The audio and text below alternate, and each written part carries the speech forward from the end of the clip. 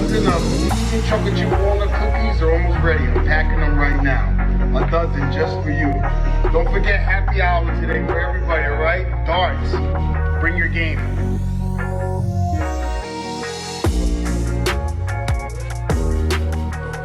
Peace. Welcome to the Full Notes Podcast. Today, I'm very excited. It's going to be the first time that we do a podcast in the new studio. So it's been a long time. It's been months. I originally said that it was going to take like a month or two. I definitely not two. I said like a month will be good up and running, but you quickly learn that that's not how the podcasting world, creating a studio works. So anyway, we're in the new studio. You guys will see our layout soon enough. And today we have the #1 Michelin chef in the world.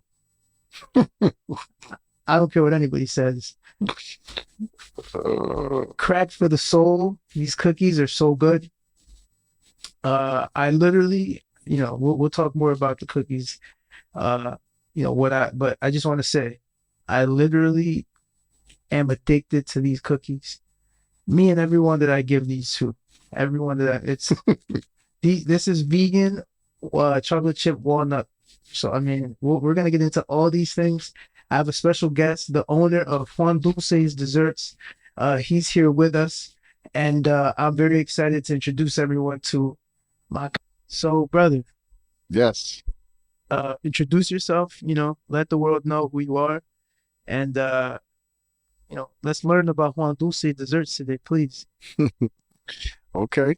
Well, first off, thank you for having me. I'm excited to be here. Who am I?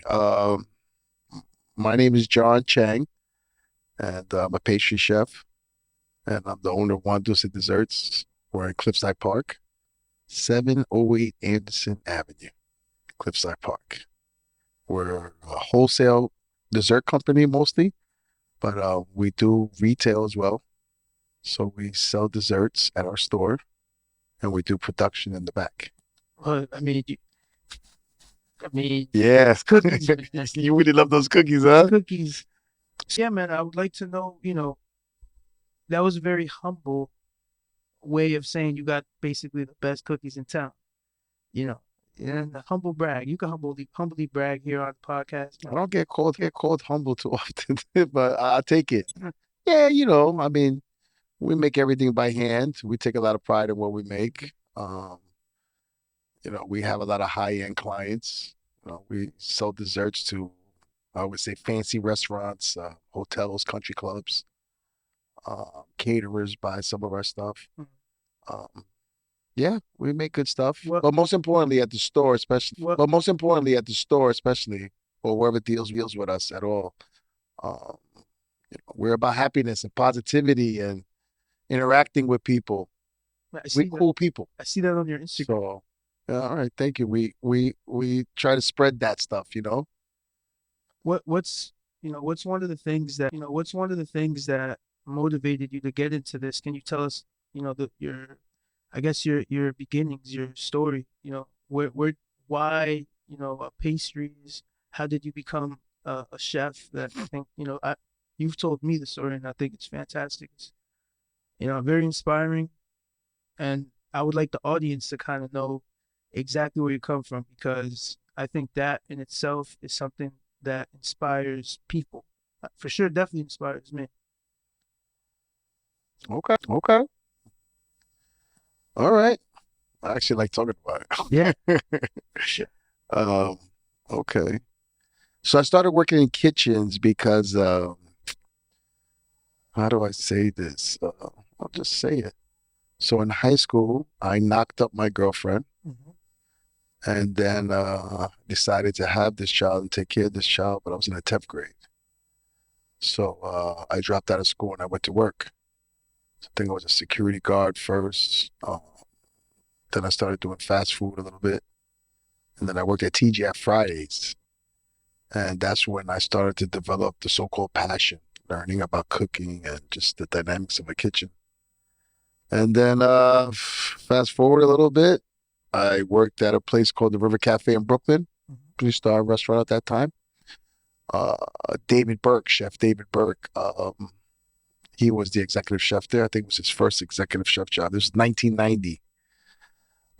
So fast forward more, you know, after the River Cafe, I started doing pastries there, and I just developed this passion for desserts. So I worked under French chefs, famous guys, and then I hopped around New York City at some of the hottest spots, and then I started developing my craft. Yeah. That's the beginnings.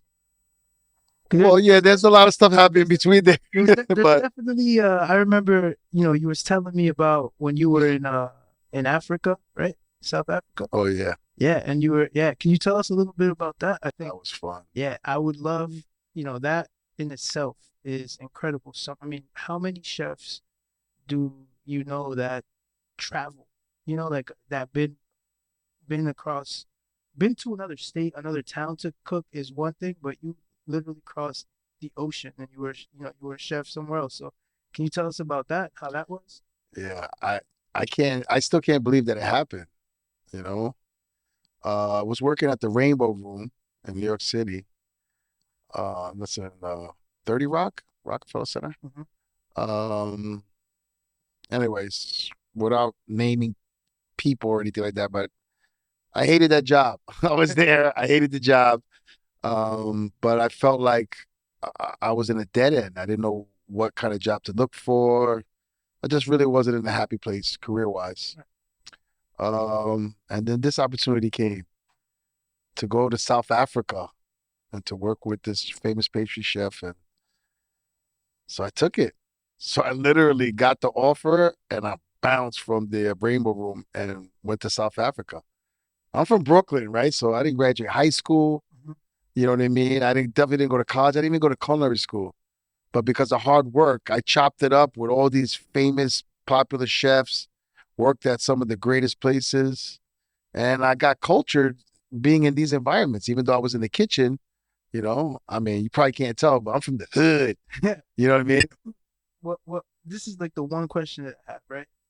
Being someone that grew up in a rough environment, being from the hood, what was it like to out of all the things that you can do, you chose an area of expertise that, for the most part, it's not like in the hood, I don't Common. yeah, it's like I wouldn't think to do out of all things that. What made what Yeah. took your mind off the streets? What made you like actually this is what I'm gonna do, be a chef? Um, good question. It was a whole variety of things. It was like, because that kind of life, hashtag chef life, restaurant life, hospitality life, it's stressful. There's a lot of action in there. You know what I mean? And I think usually people that work in that environment have a certain type of personality. Right. At Usually, your level, at the level that you're at. yeah, or kind of almost every level. I think like just hospitality in general, like you have to be a certain type. Like it's chaotic. A lot of times you don't make a lot of money. The hours suck. It's a lot of pressure. You know what I mean? And I guess I dug that. Like one of the things that I was kind of thinking about, it's there's a famous chef who's on TV all the time that he's like kind of rude to people. I'm not very familiar with it, but he's like a hardcore chef. You know what I'm talking about? Gordon Ramsay. Gordon Ramsay. Yes. So when you think of a chef, for the most part, you don't think of somebody that's really like a drill sergeant in the kitchen. So to see chefs at high level, like that's not the first time that I've actually witnessed like chefs in the kitchen. It's a whole different, they say that the front of the restaurant is like the old nice thing, but the back of it is actually a business. It's people working and it's like Yeah. it's hard work, right? So I can see being at like let's say at a 5-star restaurant, the kitchen is has an order, like certain It was very militant. yeah. What's that guy Nasut? He created he's the Salt Bay. I don't know if you're Oh familiar. yeah, yeah. Yeah, so I've seen a lot of the back, the video stuff that he posts online. I follow him. I think he has great content. And what I see, I don't see him really like talking to his personnel. I'm assuming he has like a managing team, but I see it's very structured and orderly. So I could see how like a manager would have a very stern kind of character. Knowing you, you are the nicest man, like the kindest soul. Me? Yeah, you're very kind, very entertaining. Well, I thank see you. you online, and it's you know, but you're also a man. You know what I'm saying? Like you can tell that you have uh, a presence that you're a businessman. Did you pick that up from being like being a chef? Is that like a natural thing for chefs? Because like I said, you don't necessarily think chefs are like tough guys, but you're pretty tough. You're like a guy. No, in my time, I think usually chefs were kind of like tough guys, kind Really? of in their way. Yeah, in my time, it was obviously different. Well, I don't know. I don't know much about Yeah, chefs, so I'm thinking. I never thought that like Gordon Gordon. Ramsay is like the Yeah, there's some truth to like the way he acts and stuff. I mean, he's a little extreme, but anyone would just punch him in his face. But especially the European chefs, they were kind of tough like that. yeah. I don't know about in your face, calling you a mother effer or something like that. Like, but definitely screaming at your ass and like you had to have thick skin Right, right. to work in these environments. Because that's the But the people made the sacrifice. I know I did because usually they had something to offer. right. You work with this famous person, you're making his food or her food, and you're getting their recipes and their techniques. You know what I mean? You could lose a job, but you're not going to lose what you learned to do there. Right, the knowledge. The knowledge. Now let me ask how in the restaurant industry, how do you apply like that level of knowledge? Because when I go to a mom and pop regular restaurant, like you're not a regular chef, you're one of the top chefs. So how did that knowledge go? Because like I said, I know I have friends who have had, you know, jobs where they're cooks in restaurants, but they're by no means at the level where you're at. Like you are an expert. They're not really experts. You know what Wow. I'm saying? How do you, I sound awesome with the way you say it. I mean, yeah, you're an Thank expert. you. Yeah, for sure. You own a Um, business with a storefront. You know what I'm saying? It's like, yeah, I guess maybe like you said earlier, maybe it's me being a little bit humble, but I'm definitely doing what I love to do. And, I'm just having a good time doing it. But I learned everything through corporate. I went through a lot of stuff to learn what I learned. But yeah, it's been fun so far, for sure. what future plans do you have with regards to, because you just made some mac and cheese, brother. Oh yeah, And I had to add some savory items on the menu to get people in. You liked it? yeah, I'm so proud of them. those mac and cheeses, that is that's the talk of the town, the mac and cheeses, man. Yeah, truth be told, it's the first time I think ever that I made my own mac and cheese sauce. And I was happy Nah, with it the first time. Yeah, that yeah. I had never made it before. It's pretty simple actually. But yeah, the mac and cheese and the empanadas oh, those empanadas. Well, and the biscuits. Did you try the biscuits? I Oh have tried yeah, the we make biscuits. buttermilk biscuits with maple butter glaze. Ooh. That sound good? What made you get that? What was the inspiration for that? Sales. Sales. Well, a lot of people come in and they don't know what to expect because we're not a franchise, right? So it's like, Juan Dulce Desserts, what the heck is that? Maybe they start Googling it or whatever's. So when they come in, a lot of times they don't know what to expect. So they get hit with the menu on our chalkboard, which is a lot of items, and that's just the desserts. But on occasion, somebody will come in and they'll make the comment, "Oh, you're just only desserts." I'm like, "Oh," because desserts are my life. I love making desserts. But you know what I mean? There's some truth to that. Like we didn't have any food items. Right, right. We're not trying to be a restaurant. We're not trying to be Starbucks or I don't even know if I can say that. You could bleep that out. Yeah, I think you can. I think you Yeah. can. Yeah. But so they come in and now we do the mac and cheese, the truffle mac and cheese. It comes with breadcrumbs. It's so good. Yeah, thank you. We use extra sharp cheddar, white, and Gruyere Swiss cheese, and of course white truffle oil. Hey, man. And we have empanadas, three types: a ribeye, which is steak and potatoes, but it's straight up ribeye. It ain't cheap, man. So, but that's really good. Chicken, and a cheese one. You know, they don't sound fancy but they're really good. And then the biscuits we talked about. What was it like when you traveling from? South Africa was awesome. Sorry to Oh cut you off. yeah, go ahead. I just remember we were talking about that, right? That was awesome. Oh, so my point with that was just, sometimes I think this Brooklyn kid that didn't graduate any school or anything like that, with my upbringing, I think chances were that I was gonna be a nothing in life. Right. But because of hard work and stuff, I definitely was not a nothing. I was something. How did that? What was your motivating? What motivated you? Well, I kept having kids, so I had to pay for these kids. You know what I mean? No, it was the money. It was always good. And the action. And I guess I was single kind of. It's been a long time, but it was fun, man. Maybe you enjoyed The it. waitresses always love the chefs, man. The chef is like, He's a superstar. yeah, top of the food chain, bro. But yeah. But just the fact that I ended up with the opportunity to go to South Africa, I mean, that wasn't even on my map, dude. I've traveled to DR. I even have been to Europe. But we're talking about Africa now, right? We're talking about. See, but you say it so nonchalantly. Yeah. Like, oh, I've been to DR. I've been to Europe. Like, yeah, I learned how to make truffles from like.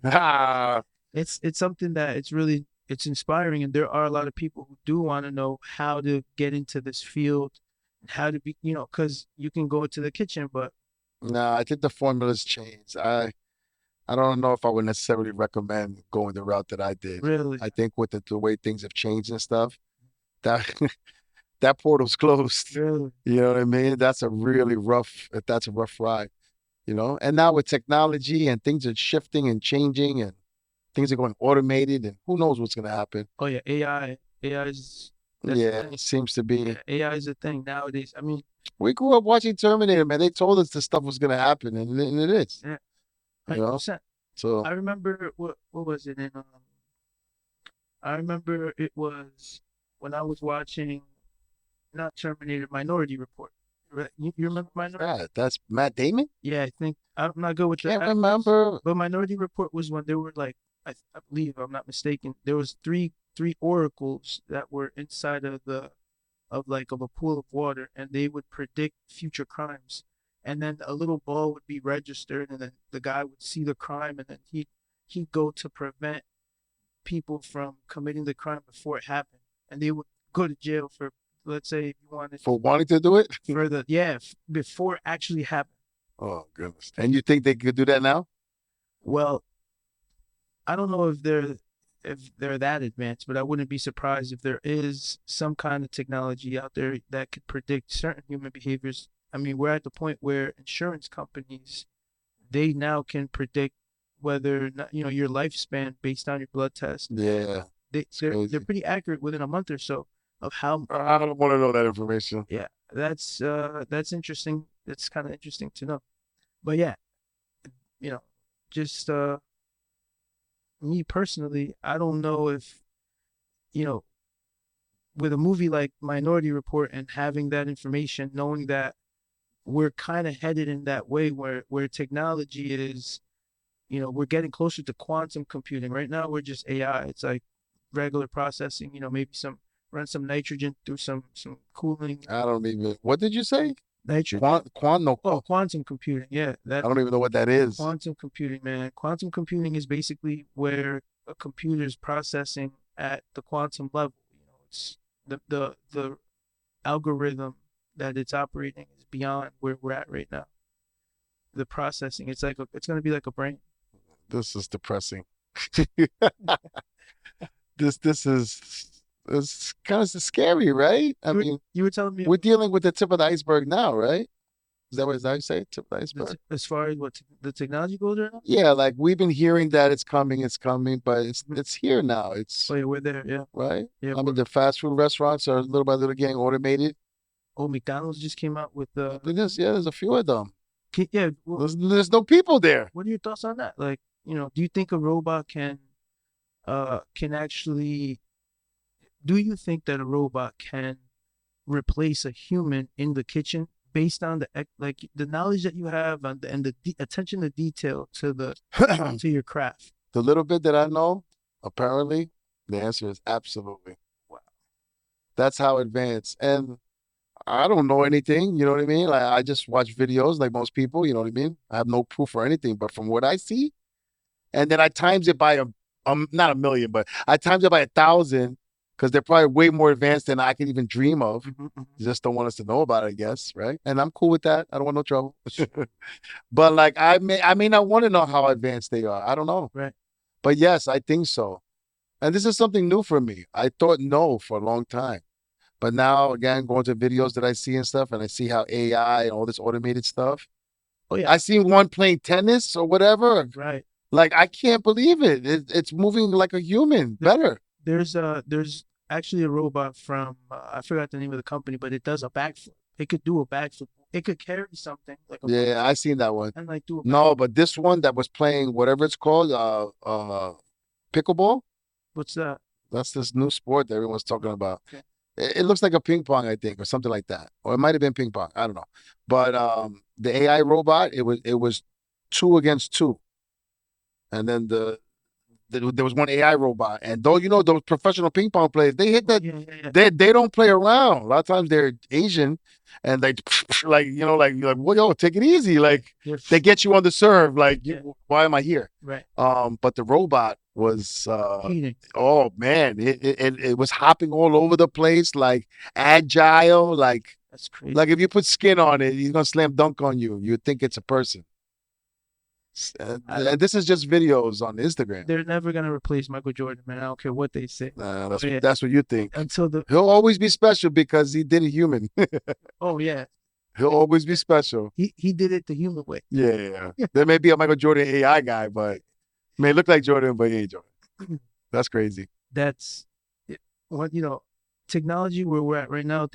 Mexico came out recently, stating that they have actual alien bodies. It's being I believe, I'm not mistaken, they have open sourced it where they're allowing other countries to come in and see whether or not this is true or not. Again, who knows? I'm not saying that it is. It may be complete BS. However, if that is true, you ever, imagine what kind of foods aliens are eating. Doesn't necessarily have to be us. I don't want it to be us. Yeah. I mean, in the movies, it's us. Oh, word. Yeah. No, they're not gonna eat me on the platter. No way. I mean, yeah, I'm curious to see what our good old ammunition can do to them. Oh, damn, dude. If they came and attacked us. Yeah. Shit. I don't know, man. I think that aliens are not. Personally, I don't think that aliens are here to attack us. I think we've reached that point where, I mean, they've been around for centuries. We got hieroglyphics of alien crafts, and I think in Mexico they have a lot of depictions of like quote unquote aliens, whatever. I believe it's possible for sure. I don't have a problem with that. But we talked about it earlier. Yeah, we got off camera. Like they got us to a point where I don't know what to believe, and I don't even care anymore. It's crazy, right? It's like back in the day, They used to scare me. Now it's like, oh, they live among us. Okay, cool. What was it in the 90s? Where we're gonna eat? in the 90s, in the 80s, 90s, when it first started, people started to really talk about aliens. Area 51. Yeah, they were talking about like Area 51, and people were speaking on how they had the crafts, and some people were saying that the crafts came from the waters. Other, like there's tribes of people that report, like the Dogon tribe. I don't know if you're familiar with the Dogon tribe. The Dogon tribe is a tribe in Africa, and what they would say is that like dolphins, kind of like sea creatures or mermaids kind of a thing, would go up to them and teach them about the stars, and they would sit there and explain to the people on the land what star was what, the constellations and what they did. So their story about mapping the solar system comes from beings that were in water. And today, I don't know how true this is. However, I've heard from multiple different sources that NASA uses the Dogon tribes like star map to confirm if stars are where because they literally mapped it all out. So NASA confirms with them to see, oh yeah, the star is also there. So in this case, they're the experts, not Yeah, NASA. yeah. I mean, they've You mapped know, out I mean, things. that's believable to me. Why not? Yeah, they've mapped out the trajectory of certain constellations that take thousands of years to map out. So like if we were observing where they would be, it would take a very long time for us to actually observe how they're moving, and apparently that that's a thing. And another thing that I found very interesting is that when we look at this like we look at the solar system and the way that the solar system moves is kind of like a circle. Like if we're like traveling towards something, and like observing the sky, it really is like we are traveling in a circle. It's actually really interesting. I never even thought about any of that stuff. Yeah, it's those are things I think about weird. I think about weird things. No, I hear other people. I have a coworker that also talks about, the similar topic. Do you think the Earth is flat? I think it's possible. Yeah, yeah. That's, Just keeping it real, as they it say. is possible. But again, I don't know. I definitely don't. You know, I would like to think that that the science is as accurate as possible. I'd hate to I believe. can say this. I'm sorry to interrupt. I can say this. A good friend of my wife, she just traveled from Newark over to Beijing. Mhm. Oh, Beijing. Yeah, Wow. right. Um, That's I- China for the people who don't know. yeah, I had to remember myself. I was like, Beijing, did I say it right? Yeah, it's China. Um, but the point is, my wife was telling me that her girlfriend, Magda is her name, sent her the route Mhm. that the plane took or whatever. And my wife found it suspicious because it was kind of like I didn't pay attention. Mhm. You know what I mean? Like, Yeah, yeah. but she was saying something about why wouldn't the plane go this way? Why is it going through another way? To kind of like insinuate like is the world flat or what? Oh, You know what I mean? So I don't remember it. She was, telling me and I was probably preoccupied with something else.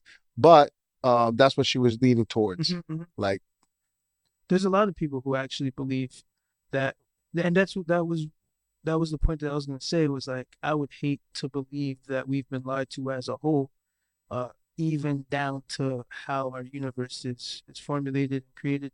I personally think that there's a lot of information that people don't know with regards to that, mostly because to some degree, I think observing the universe is a sacred act. I think like back in the day, people who actually knew were the sages, like people who dedicated themselves to learning about numbers and learning about science, like the elements and things like that. Personally, if I lived 2,000 years ago, I think I would dedicate myself to something like that. Being in a temple, being very spiritual, kind of knowing about that kind of stuff. But I think that that's where like the key is really like knowing about the universe, knowing what are we in, what are we on? Are we on a spinning rock that's going around the sun, or are we on a flat plane? Is it an infinite plane? Is the can you? I mean, imagine. but question for you. Yeah. So, okay, let's just say you find out the answer, Mhm. flat or round. Tell us the truth. You do. What then? Well, What if the world is flat? How does that change anything besides that we're being lied to and we've been lied to? well, then that would change the nature of the universe. I think that we would have to explain, what are the so-called stars? I'm gonna say so-called because at this point, Everything's I mean, I think that we are on. I'm scientific with it, so scientifically, we are on a flat.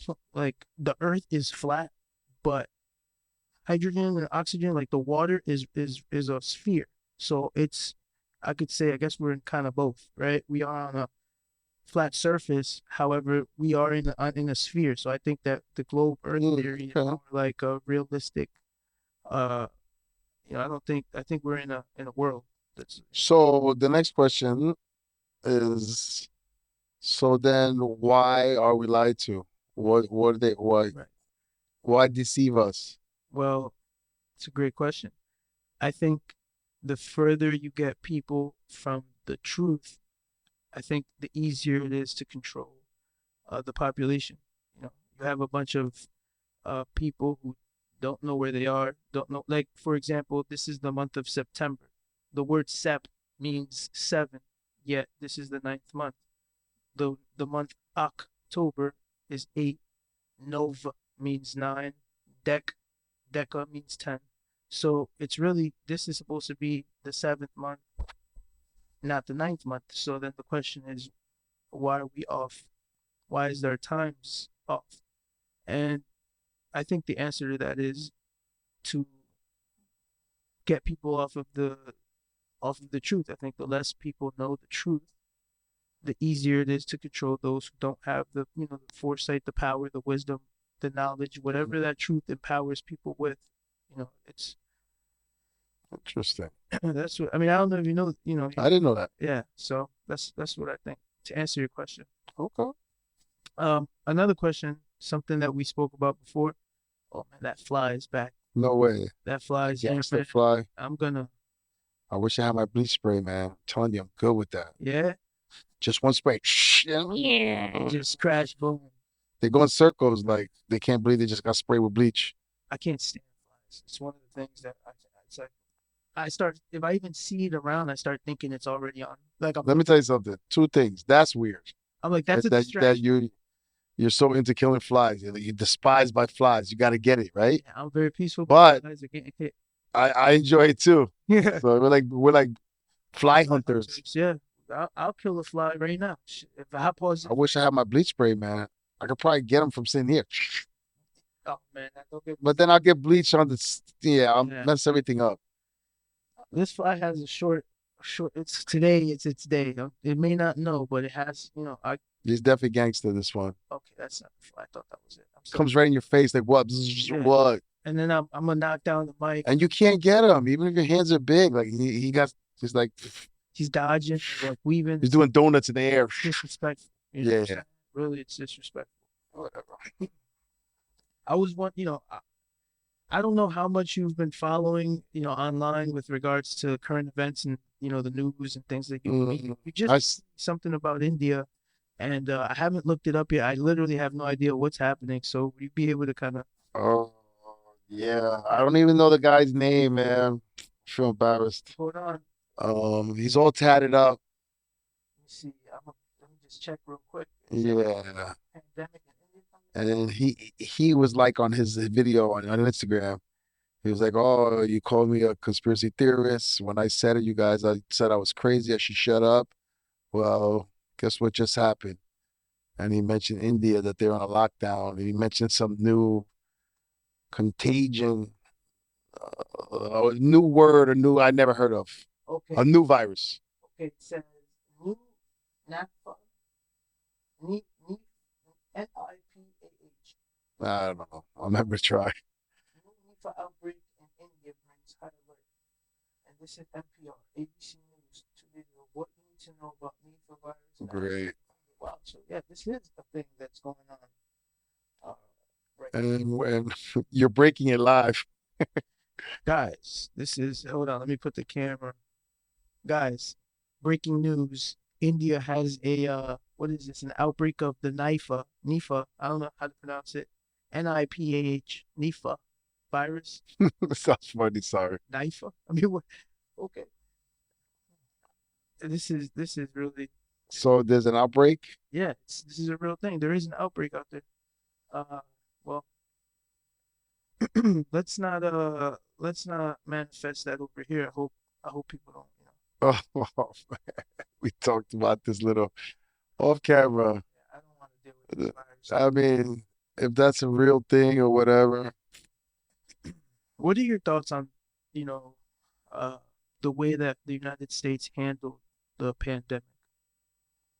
Oh man, And just how out of did it nowhere. and how did it affect your business? And moving forward, if we were to have a pandemic, how would it affect your business? Mm, well,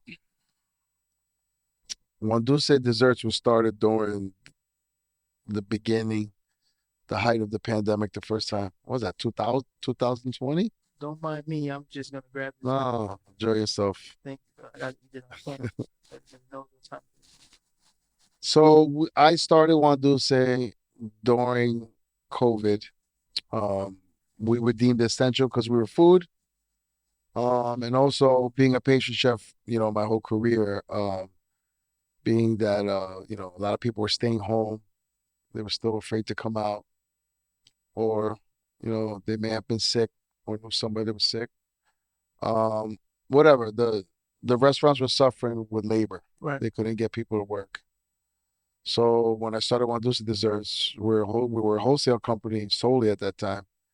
I started selling desserts to restaurants, and I did high-end type products that I, would normally make if I worked at a lot of high-end places.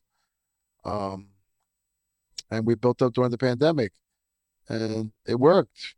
I mean, it was a lot of hard work. It's still hard work, but I enjoy it. I really do. I see that you wake up really early.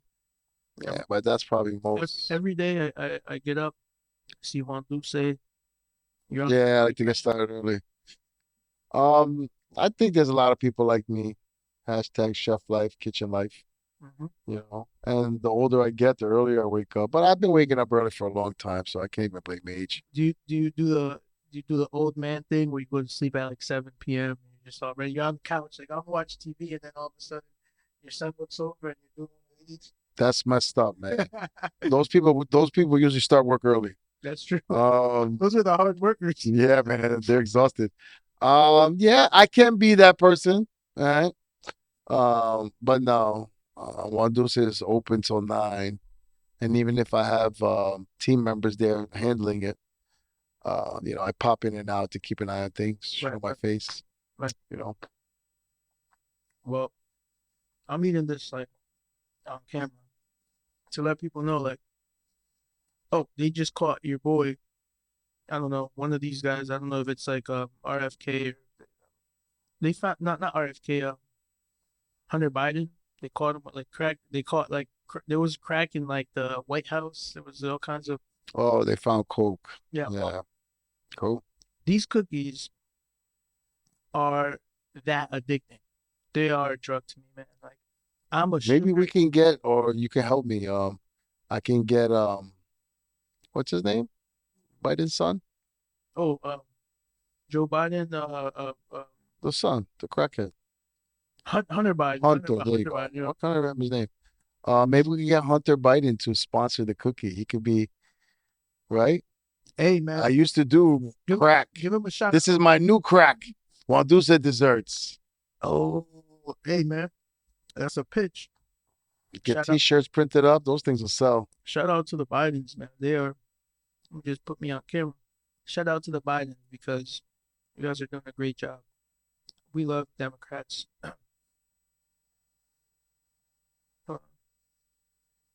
I don't know what to say. Yeah, I'm just doing one of those, yeah. Cheers to that. Yeah, Biden power. I'm looking at that cookie, man. I know. I would offer you, but I feel tired of eating your own cookie. Man. Yeah, and that's why I didn't ask, because you didn't offer a sauce. I mean, now that you mention it, nah, man, I don't need any more of those cookies. They're good though. They're a big seller. People like them. They don't taste vegan, right? They're just good. Man, I have one left. I'm willing to really. No, I don't want any. I'm good, man. I'll share it. No problem. Nah, I'm good, man. It's all good, man. You need your fix. Well, enjoy yourself. I'll give it to you. Well, so it's like a Percocet or something. Straight cracked out, man. These cookies are so good. You know what it really is?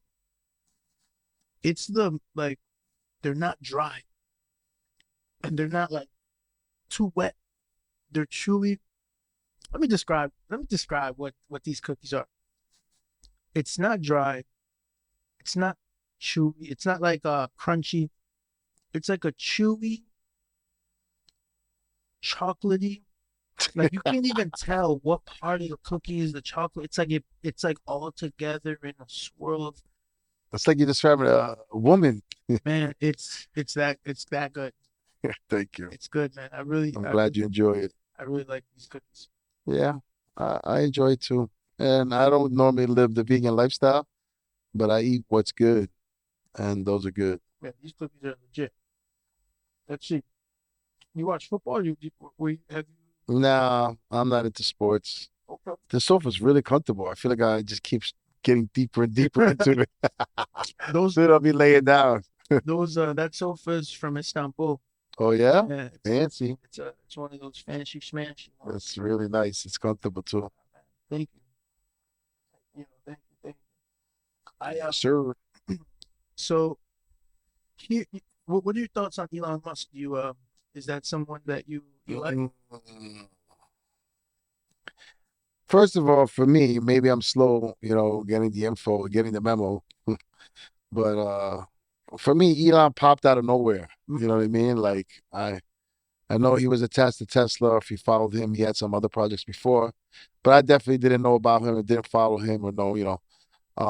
Then he popped up out of nowhere, and then I don't know. He seems all right, but I'm very religious, and you know, anything's possible these days.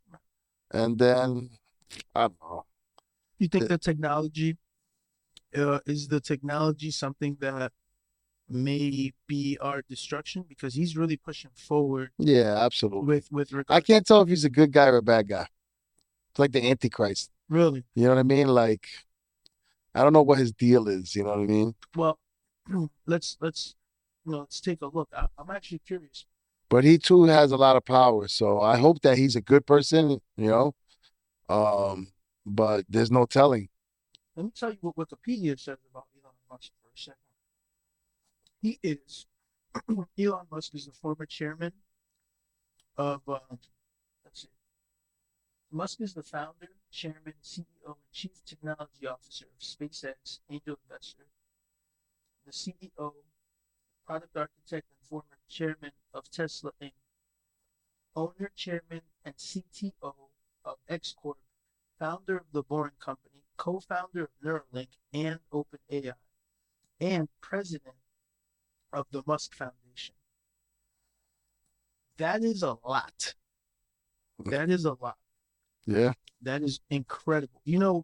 One of the things that I find most fascinating about like billionaires and people who are successful to this degree is to the common folk, it appears as though that guy is just like, wow, he's doing so much.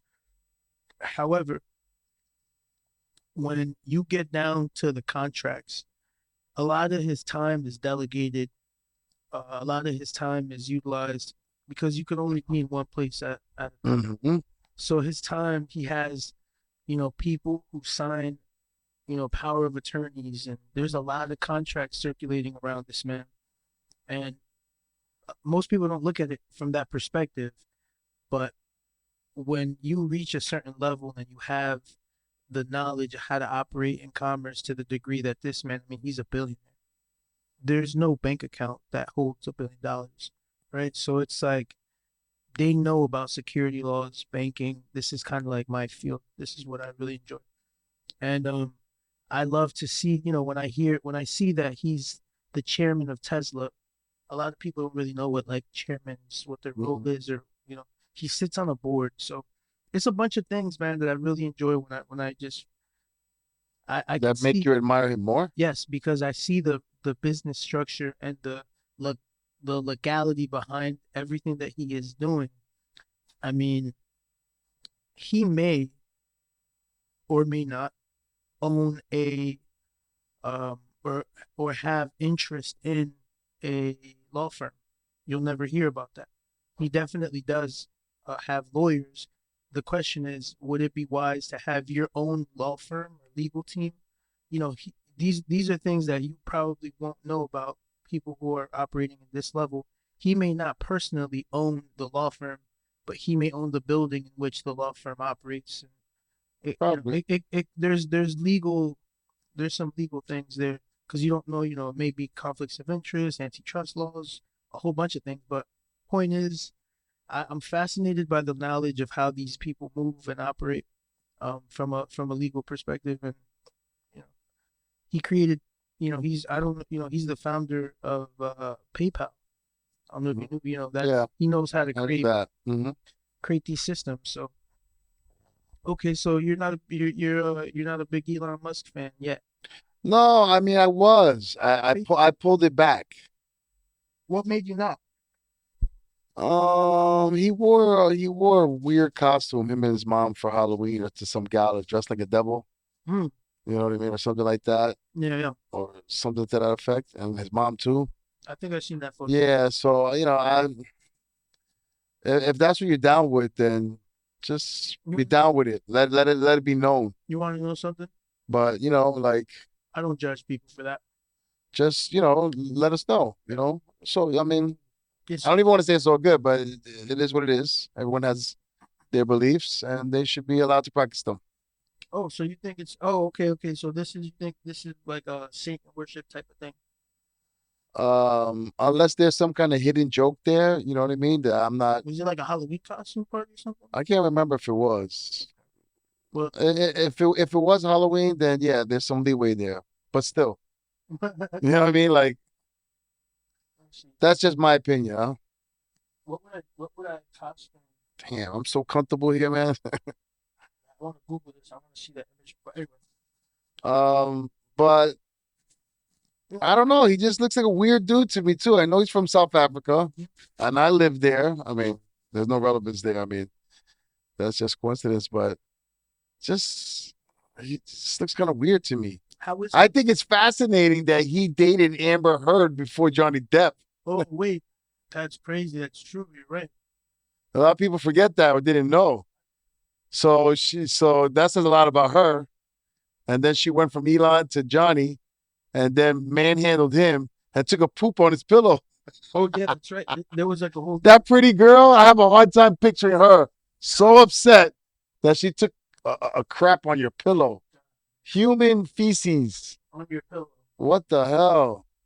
I'm not used to that kind of crazy. Yeah, no, there's some sick people out there for sure.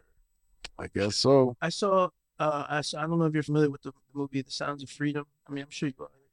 I didn't want to see it because I'm pretty sure it's dead on. You haven't seen it yet? No, Man. I refuse to see it. I don't feel like being so sad, man. Right. Okay, well, let's keep it moving. But Yeah, eventually I will see it, and I should, I guess, but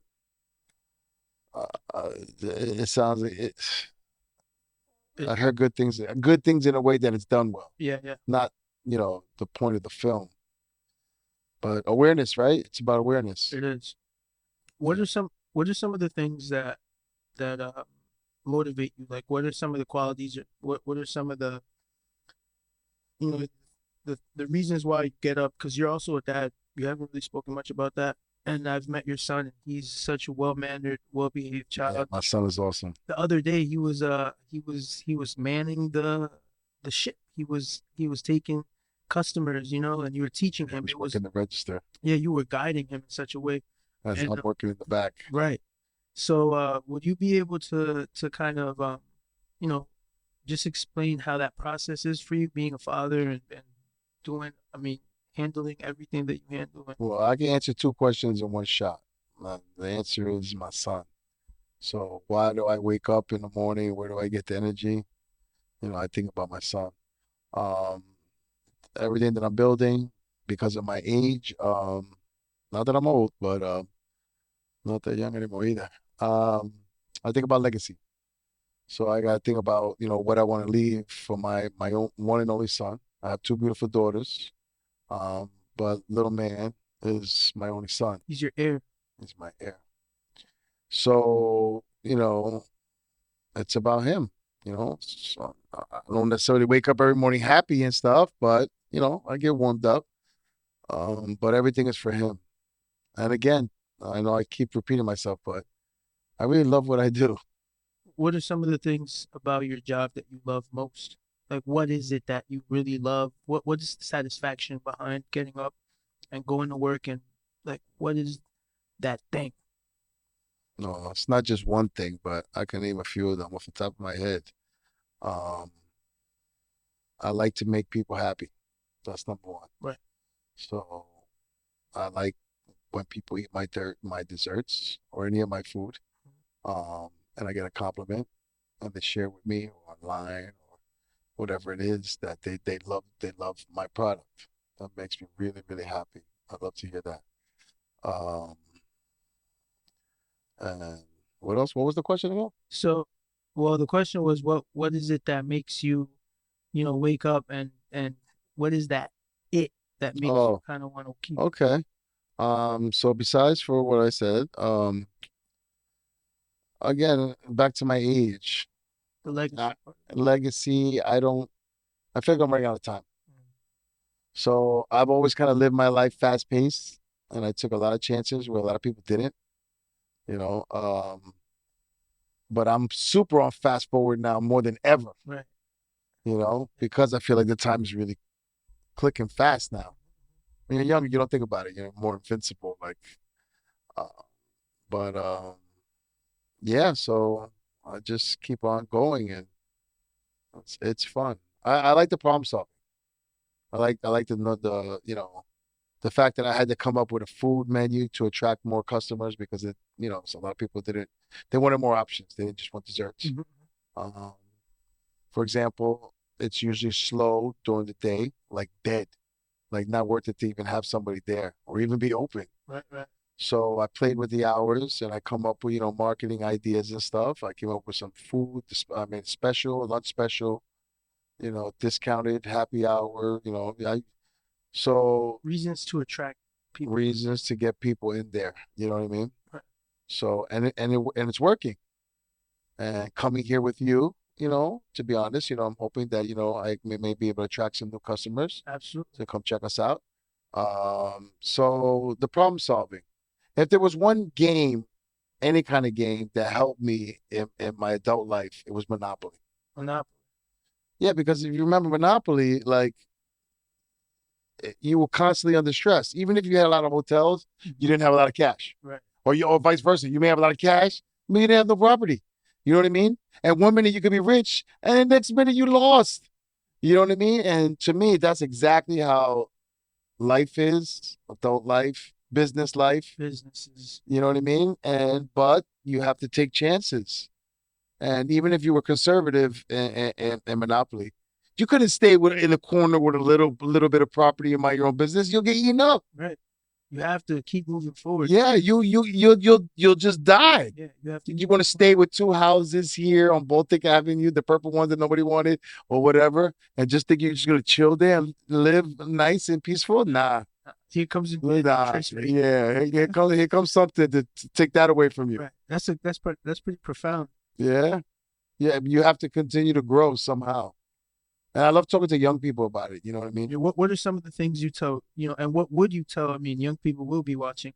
What is it that what would you tell young people with regards to, you know, maybe what do you even tell your son with regards to the future and investing and uh just what kind of wisdom would you give? Oh, we don't have enough time for me to get into all of that, but I could tell you some of the main ones. Right. And nothing new. I'm just assuming that a lot of people that follow you, may have some things in common with me, respectfully. You know what I mean? So I'm not saying anything new, but like, time is your most valuable asset. You know, um, and just to be cautious with a lot of things. It's okay when he's young to take jobs like at Target and even fast food if they still have that available. You know what I mean? Right. I mean, you could take these kind of jobs to make some extra bucks. You're gonna need some cash, but you also can learn from these jobs, Right. how things operate and stuff, and Working with a team, entry working with level a thing. team, exactly, you know what I mean? So you could gain a lot of knowledge from that. But I also tell them it's funny. But as soon as you get disrespected and you don't feel right and you're not being treated right or something's not right, just leave that job. Who cares? It's not your business. But it's not yours. You know what I mean? Go somewhere else. It's fine. You just take that knowledge with you. You won't lose it. Right. But eventually figure out a way to make your money, however you choose to make it. Hopefully something that you enjoy. It'll be easier if you enjoy it. Um, and forget about that physical labor stuff. We're moving into a different era now. You don't have to have a 9 to 5 or worse, a 9 to 9. Oh, You know what I mean? Like, or whatever those 12 hours or even more are, that's horrible. I did it for my whole life and I still do it. But now it's different, right? I'm an entrepreneur. yeah. If I want to close my door and go to the movies, I can do that. That's Or put somebody there, even better, and then my business will run without me. what. But So, not when you have a job, not when you have a boss. so I was gonna ask, what benefits have you gotten out of being an entrepreneur? Besides, obviously you're a business owner, but what are some of the core things that you realize, like, wow, this is great. I'm glad that I'm making the sacrifice to wake up. Like, you're working 80 hours. Where average individual who has a job, they're working their 40 hours and that's it. If I'm not getting paid, I'm not doing anything. But you're working while you're not getting paid. You're working to get paid. You know what I'm saying? So, what are some of the things there? Like, how would you define that? Um, it's it will be hard for people to understand if they haven't been through it. But yeah, I probably as hard as I worked my whole career, I probably work harder now. Right. But again, it's mine. The reward. You know what I mean? It doesn't feel like work. I have a hard time turning work off. Mhm. Like I want to be at work. When I'm not at work, I'm at work mentally. Yeah. You know what I mean? And it just doesn't feel like work. I have all the stress now. I got to pay rent. I got to make payroll. I got to manage all these things, and it does get stressful. But just enjoy it, man. I don't know how many times I said that already. It's true though. It's true. I just enjoy it. I know for myself, um, I think that working has liberated me in in the sense of I found purpose in work. A lot of times, uh, some people, they prefer to work for, I'm gonna do this, I'm gonna get paid, I'm gonna go home, and then my time is free. Whereas I prefer to work 24/7 and make it just my lifestyle because I enjoy it. So I wake up and I do things that I like naturally enjoy to do, and it is work, and obviously there is a responsibility that comes with that, but it's things that I would enjoy to do. I wouldn't enjoy, um, maybe what's something that I've done. I wouldn't enjoy being, I worked at a company once that like had party rental things, right? Like the big houses, jumpy houses, things like that. I don't think that me uh working as the guy collecting tickets is like my calling.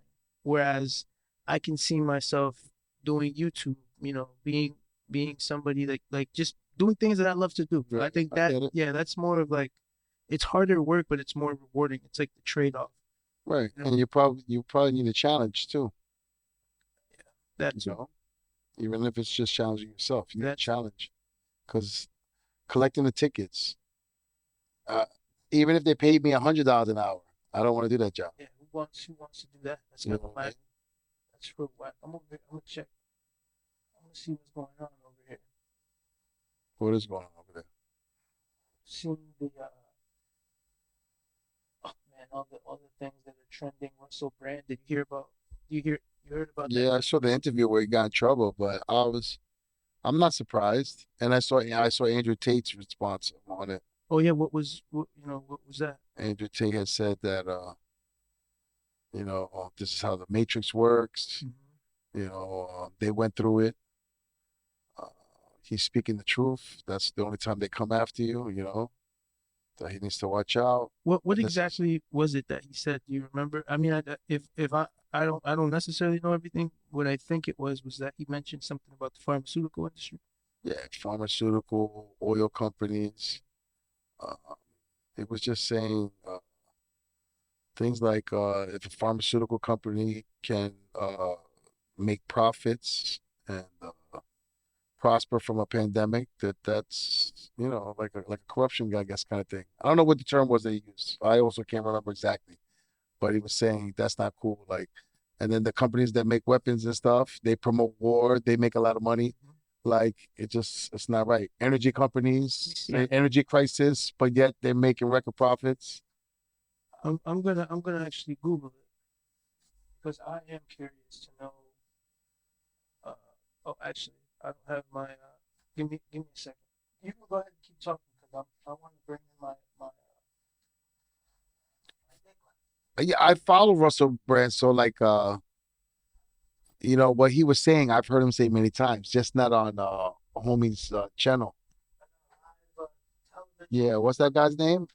Pierce Morgan or something? No, it wasn't Piers Morgan. Bill Maher. Oh, he wasn't Bill Mars? Yeah. I'll pull it up right now. I'm curious. I want to know exactly. And I think he was trying to shut him up. He was like, "Oh, okay, like stop talking." Oh, yeah. But he was using his time to get the word out. Let's go on. He can handle it. I thought that the Tate brothers were like, Andrew Tate said, you know, he didn't support Russell didn't support them when they were going through it, but he said that he's going to support him. What would interview that got him canceled? I spelled that wrong, but who cares how far? Let's see.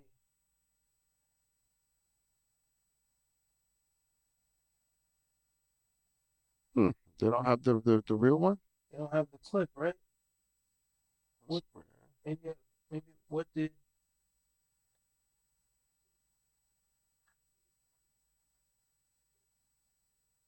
No, I know what to type in. Russell Brand. I thought it would be Russell Brand interview. No, I think it's Russell Brand. If Russell Brand and pharmaceutical.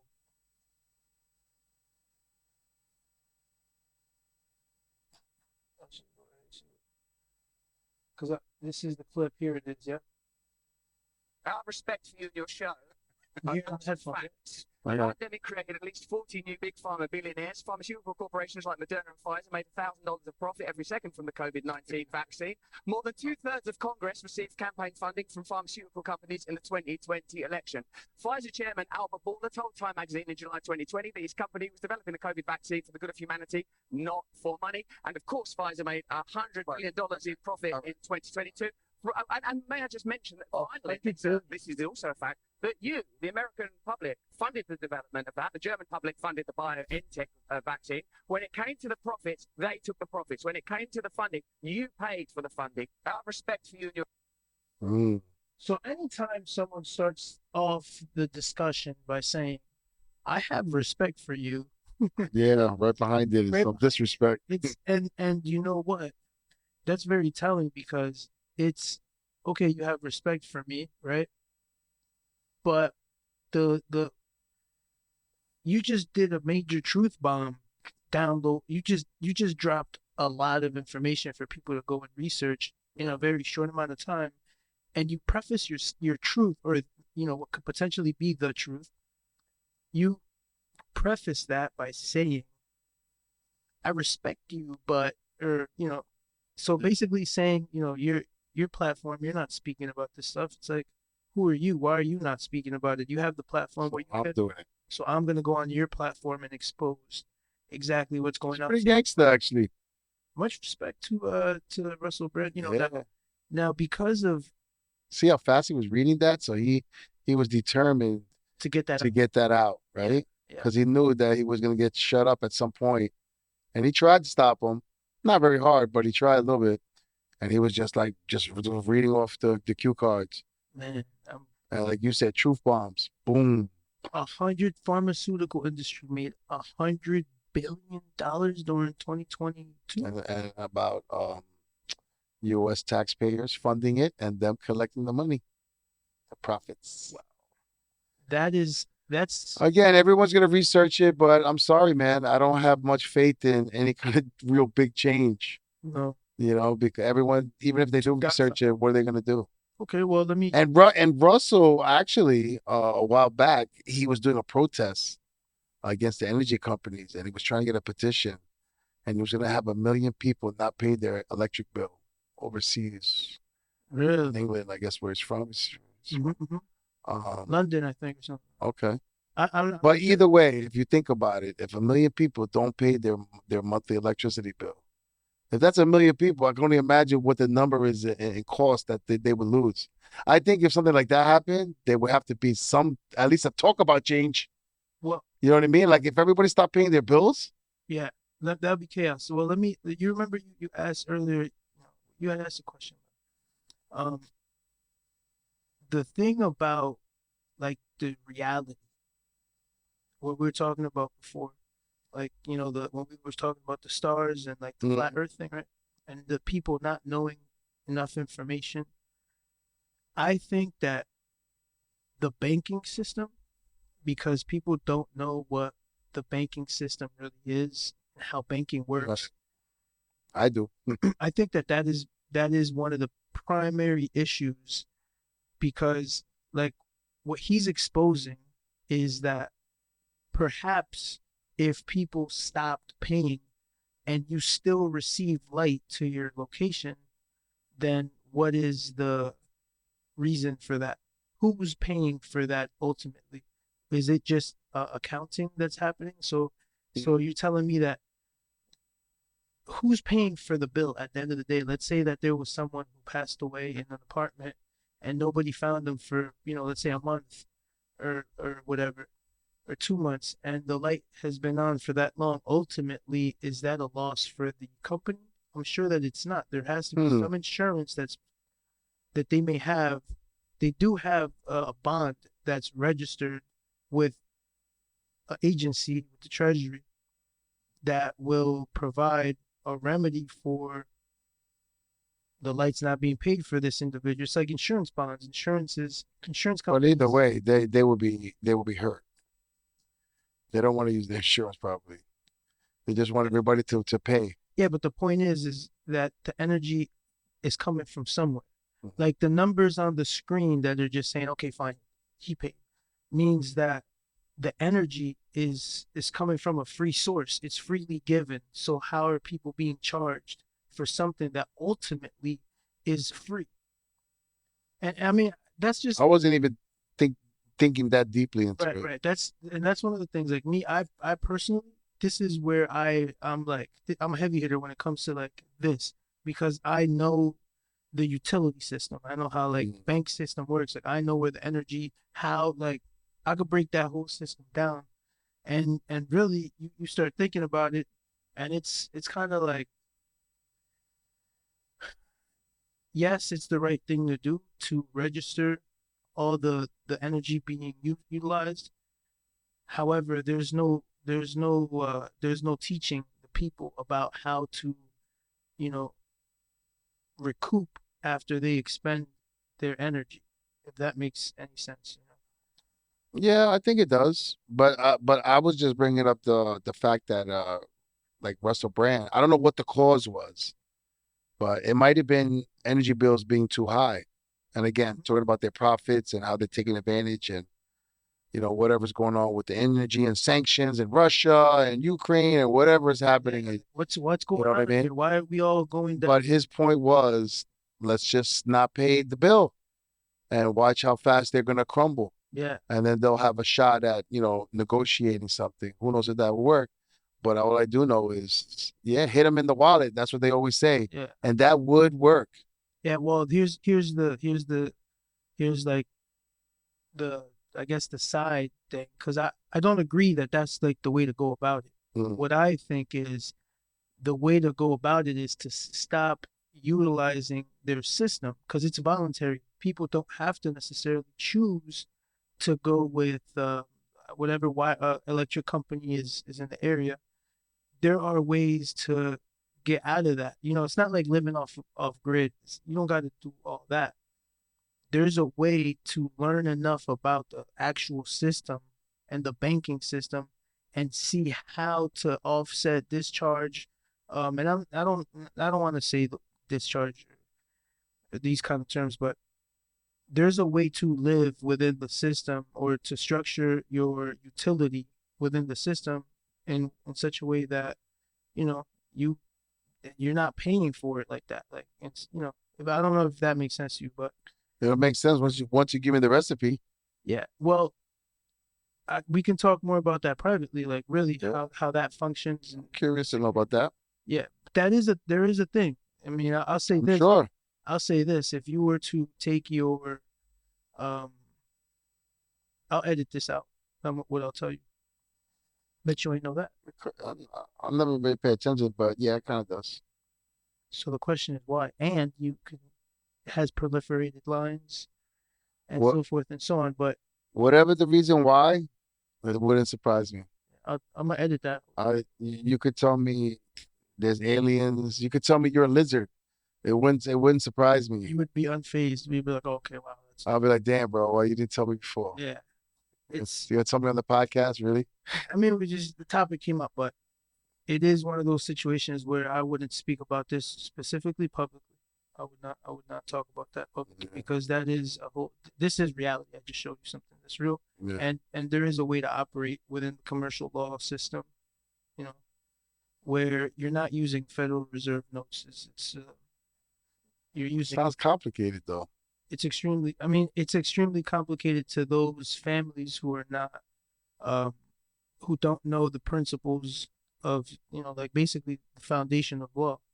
It's complicated for us. That would be me. Common folk, everyone. Everyone doesn't have that knowledge because no one ever taught you. Like, how many judges do you have in your family? Do you have any judges, Supreme Court justices? That's the animal. Anyone in your family has been the treasurer of a country or anything like that? Besides me, no. Right. That's the point. You know what I'm saying? It's very few people, families primarily, that operate a system where, how many people do most people come across that can say, oh yeah, my dad is the owner of the Federal Reserve Bank. That's great. Or part holder of the shares of like, you don't see these people in public like that. People don't just meet them. You understand? So no, I do. Well, if you meet them, then you meet them. Ask them questions like kind of why, I would ask those people some very, very, pertinent questions with regards to how money works. I would love to speak with Elon Musk because he definitely knows. That's somebody that I can say like he knows the monetary system very well, very well. Elon Musk from South Africa. No, that's a fun place, man. Well, I was in Cape Town, so. Cape Town, South Africa? Yeah, that's a really fun place. When I think of South Africa, the first thing that comes to mind is apartheid and elephants. And I don't even know why elephants, because I don't even think elephants are in that part of Africa. I didn't ever see an elephant there. Right, but that's what I mean. That's what I think. I'm like, Africa, elephants. I did see a lot of racism for sure. Yeah. Way more than what really bad. What was it? What was that like? Was it the apartheid state? Like, what is it? Racism against white people or Europeans racist against? No, South African versus South African. Just the whites against the blacks. I'm sure the blacks don't care for the whites too, but probably more whites against black. In South Africa. Yeah. So because on the news, what we see, let me put this camera. So on the news, what we see usually is, the South Africans are killing, like the white population, but you're saying that it's actually like more vice versa. I didn't mention killing. Oh, I just said racist, but oh yeah, that's right. Yeah. Yeah, I don't know about killings. But the racism is like coming from more from one side than another. It's more the white for the black. The normal way. It's the same ratio. Okay. It's the same. It's interesting, man, because the media here shows, or at least the media that I have seen shows that there's more like, it says that white people are getting, like, they're being killed and the president allows for it to happen, and I mean, it's possible. I was there before COVID and I don't know what's going on over there. But in better times, it was a lot of fun. It's small, but I'm also from New York, so I'm from the best place on planet. What? NYC, Brooklyn, to be specific. Man, Brooklyn. If I'll bring somebody in here he's Bronx to the core. Yeah, it's all good. I love the Bronx. Just not as much as Brooklyn. if I had to choose like a borough, I'd say Brooklyn. Because I've been. Why are you saying that? Because I've been there the most actually. I've been. Yeah. I know Utica. You know about Utica Ave.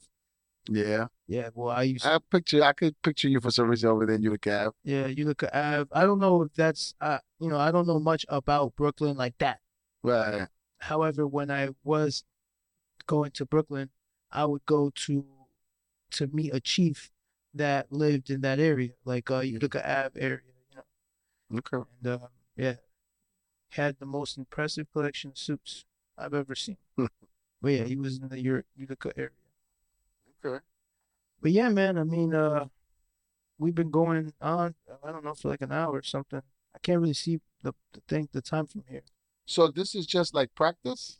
Yeah, this is the first one. This, Oh, that's what's up. I, Yeah, I'm getting kind of tired, man. What's up, yeah, brother? I'm getting me too. So I have, let me pause this. So wait, let me just say whatever. Let me just do like an ending quick. Huh? So like, and also I'm gonna be editing all of this. Like I'm gonna chop all this stuff up right here. I'm gonna chop. Yeah, I don't. So yeah. So thank you for being here. I know that we've been talking. I had to edit the video, and I'm gonna be editing because we just talked, and there's just a lot going on right now. It's very comfortable here. Yeah. It's So very easy to talk to you. It seems like I could talk for days. and we're tired. Yeah. We're both tired. Yeah. Uh, we'll end it here, and if there's anything, I would like for you to plug your store, let the people know where they can find you, and if you Okay. have some Thank you. words, Yeah, some words for the people, that would be kind. I could do that. All right. So come on by to our store, Juan Dulce Desserts. We're at 708 Anderson Avenue, Cliffside Park. What can I say? Our slogan is "Let us be your pastry chef."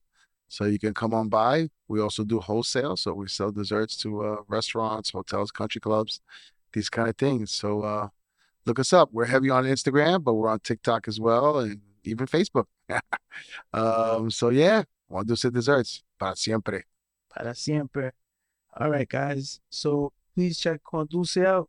Go on his Instagram. That's you're gonna find me in the comments all the time. He even got pictures of me up there. So I appreciate him for that. Yes, Thank I you so do. much. Thank you for being the first guest Oh, I'm honored. in the I'm really studio, honored. man. I really Yeah. appreciate it. And I want to end the stream now. Thank you guys for tuning in, watching. I hope this video provides value. And until next time, peace. Peace.